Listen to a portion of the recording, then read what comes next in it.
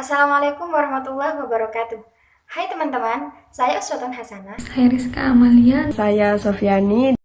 Kami dari Prodi Hukum Tata Negara Universitas Kiai Haji Ahmad Siddiq Jember dalam rangka memenuhi tugas mata kuliah Hukum Internasional yang akan membahas tuntas tentang Perjanjian Hukum Internasional, yaitu Perjanjian Linggarjati. Kami akan membahas tentang latar belakang, sejarah, isi perjanjian, dan tokoh delegasi Linggarjati. Sebagai pembuka, saya akan menceritakan sedikit tentang Linggarjati ini. Mari kita simak penjelasan tentang Perjanjian Linggarjati ini. Perundingan atau Perjanjian Linggarjati merupakan salah satu perjanjian antara Indonesia dan Belanda dalam sejarah kemerdekaan. Perjanjian ini digelar di Linggarjati, Jawa Barat dan ditandatangani di Istana Merdeka, yaitu di Jakarta. Terkait status kemerdekaan Republik Indonesia, sebelum Perjanjian Linggarjati dilaksanakan, telah digelar rangkaian perundingan di Jakarta maupun Belanda. Namun, kedua belah pihak belum menemukan titik temu mengenai status Indonesia sebagai negara yang merdeka.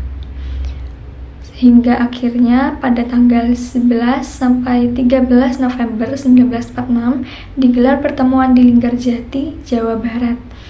Hasil dari perundingan ini ditekan pada 15 November 1946 lalu diratifikasi secara resmi pada tanggal 25 Maret 1947 di Istana Merdeka, Jakarta. Itu dia sedikit pembukaan isi materi yang akan kita bahas. Selanjutnya, mari kita belajar lebih mendalam lagi tentang materi Linggarjati ini. Baik, langsung saja kita masuk pada materi. Yang pertama yaitu latar belakang Perjanjian Linggarjati. Bangsa Indonesia menyatakan kemerdekaan pada tanggal 17 Agustus 1945 setelah sekian lama dijajah bangsa-bangsa Eropa, terutama di wilayah Belanda dan kemudian di Jepang. Meskipun sudah memproklamirkan kemerdekaan, namun Indonesia masih diincar oleh Belanda yang ingin berkuasa kembali. Setelah Indonesia merdeka, pasukan Belanda yang tergabung dalam NICA, Netherlands Indies Civil Administration, kembali ke Indonesia dengan membonceng pasukan sekutu yang telah memenangkan perang melawan Jepang. Maka dari itu, digelarlah rangkaian perundingan untuk membahas status kemerdekaan Republik Indonesia ini. Pertemuan pertama dilangsungkan pada tanggal 23 Oktober 1945 di Jakarta oleh perwakilan Republik Indonesia dan NICA, namun gagal mencapai kesepakatan. Pertemuan kedua digelar pada tanggal 13 Maret 1946 yang berlanjut tanggal 16 sampai 17 Maret 1946 dan menghasilkan naskah yang dikenal dengan sebutan Batavia Konsep atau Rumusan Jakarta.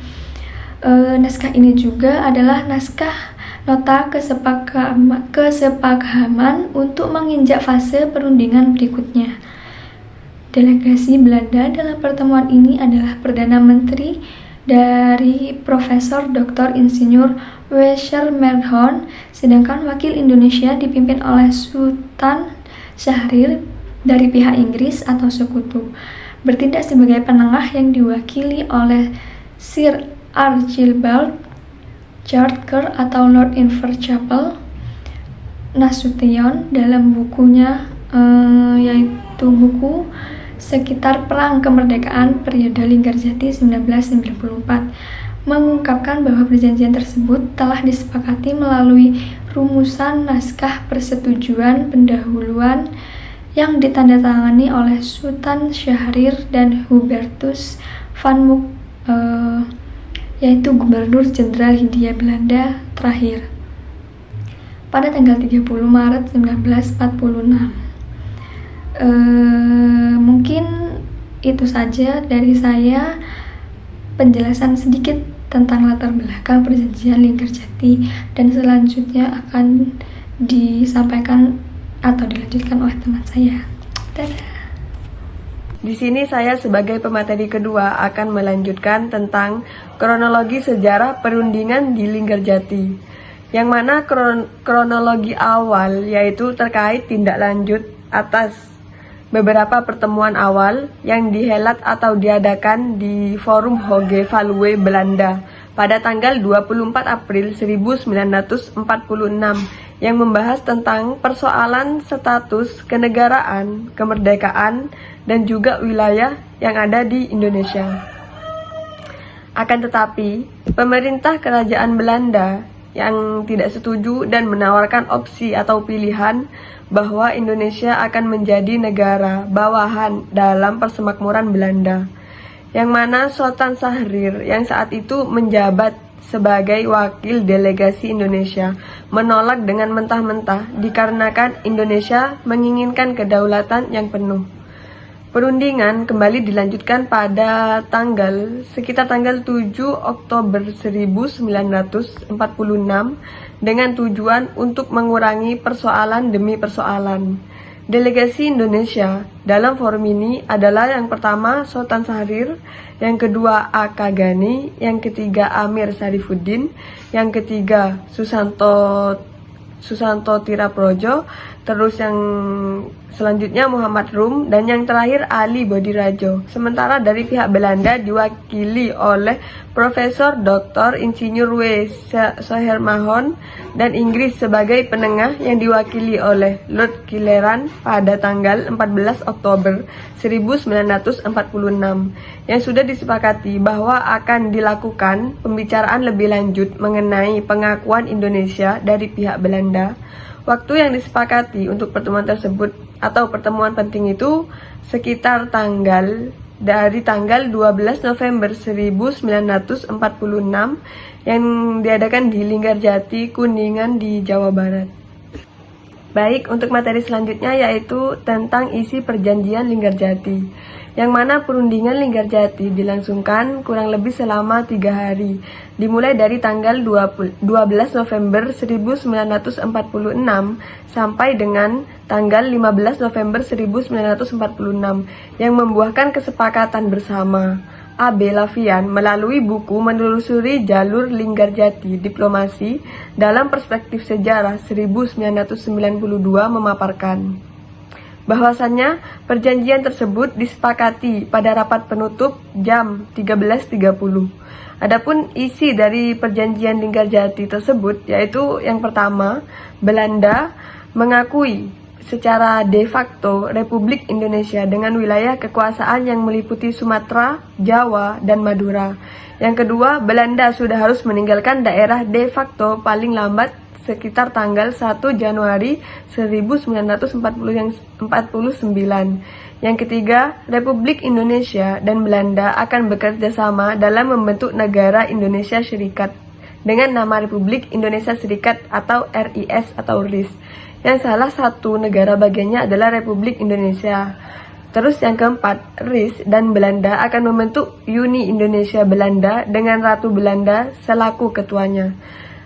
Karta Sasmita dalam buku 30 tahun Indonesia Merdeka 1945 sampai 1960 menyebutkan bahwa isi perjanjian Linggarjati masih menimbulkan polemik di kalangan Komite Nasional Indonesia. Hal tersebut menyebabkan penandatanganan perjanjian Linggarjati baru terlaksana pada tanggal 25 Maret 1947 di Istana Merdeka, Jakarta, yang nantinya Belanda akan mengingkari kesepakatan dalam perjanjian Linggarjati tersebut dengan melancarkan agresi militer pertama pada tanggal 21 Juli 1947. Baik, untuk materi selanjutnya akan dilanjutkan oleh teman saya. Terima kasih. Yang terakhir yakni tentang tokoh-tokoh yang berperan dalam perumusan perjanjian Linggarjati, di mana dalam hal ini delegasi Belanda mengutus Hubertus van Mook dan Profesor Dr. Mermor, sedangkan Indonesia mengutus Sultan Syahrir, A. Ghani, Amir Syarifuddin, Susanto Tirtoprojo, Muhammad Rum, dan Ali Budiarjo, dan sebagai penengah atau pihak yang menengahi antara perjanjian Linggarjati antara dua negara, yaitu negara Indonesia dan negara Belanda, yaitu pihak Inggris yang mengutus Lord Inverchapel dan Lord Killearn. Sedangkan perjanjian resmi pertama yang dilakukan oleh dua negara, yaitu negara Indonesia dan negara Belanda setelah kemerdekaan Republik Indonesia, yaitu Perjanjian Linggarjati atau Perundingan Linggarjati, di mana Van Mock sebagai delegasi Belanda bertindak langsung mewakili Belanda, sedangkan Indonesia mengutus Sultan Syahrir, Muhammad Rum, Susanto Tirto Projo, dan Agani. Sedangkan pihak Inggris atau pihak penengah antara perjanjian Indonesia dan Belanda mengutus langsung Lord Killern. Dalam hal ini, perjanjian Linggarjati menghasilkan sejumlah kesepakatan, yakni yang pertama, Belanda mengakui Jawa dan Madura sebagai wilayah RI Republik Indonesia secara de facto, dan yang kedua, Belanda meninggalkan wilayah Republik Indonesia paling lambat tanggal 1 Januari tahun 1949.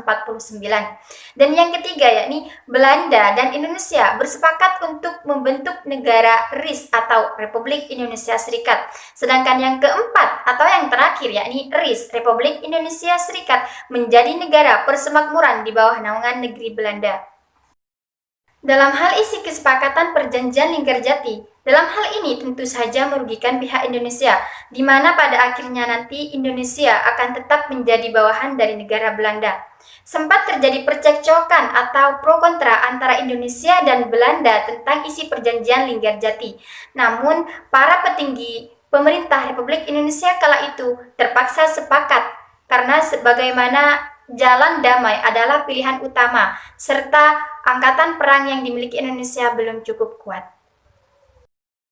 Namun, realisasi yang terjadi di lapangan tidak sepenuhnya berjalan sesuai dengan isi kesepakatan perjanjian Linggarjati, di mana berapa kali pasukan Belanda berulah dan memicu pemberontakan di sejumlah daerah. Hingga pada akhirnya pada tanggal 15 Juli tahun 1947, Van Mock sebagai delegasi negara Belanda mengeluarkan ultimatum kepada Republik Indonesia untuk menarik mundur pasukan sejauh 10 km dari garis demarkasi yang telah disepakati. Tentunya dalam hal ini dari kehendak Belanda ditolak oleh pemerintah Republik Indonesia. Hal ini yang memicu kemarahan Van Mock hingga pada akhirnya pada tanggal 20 Juli tahun 1947 ia menyatakan bahwa melalui siaran radio Belanda tidak lagi terikat pada perundingan Linggarjati. Kurang dari 24 jam setelah itu, agresi militer Belanda dimulai.